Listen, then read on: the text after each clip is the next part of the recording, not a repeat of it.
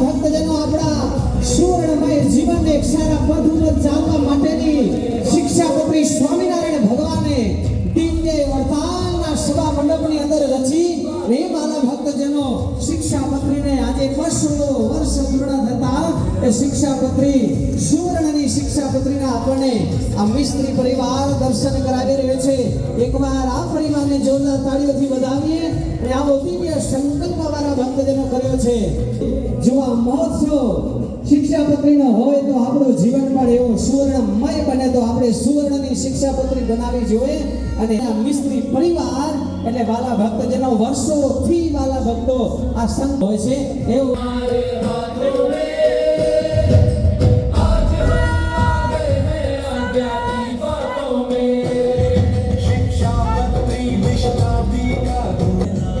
શિક્ષાપત્રી તૈયાર થાય ત્યારે વાલા ભક્તજનો અમરીશભાઈ સહર્ષે સંતોની વાત ઘનશ્યામ મહારાજની ખૂબ એમણે સેવા કરી છે।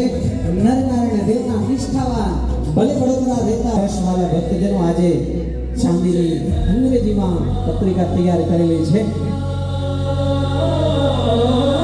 શિક્ષાપત્રી પધાર રહી પ્રભુ મહેનત કરી છે ત્યારે એકવાર ઉતકો ત્રિવેણીબાઈની સેવા અદ્ભુત રહી છે એની સેવાને પણ એકવાર જોરદાર તાળીઓથી વધાવી અને આવી પ્રેરણા ભુજ મંદિરમાં બિરાજતા નરનારાયણ દેવ હોય કે પછી અંજારમાં બિરાજતા ઘનશ્યામ મહારાજ એમના હૃદયની અંદર આજે પણ વાલા ભક્તજનો યાદ આવી અંજારનો ઉત્સવ કોઈ આનંદની સત્સંગીના માનસ પટ ઉપર આજે પણ એ તાદૃશ્ય થતી હશે।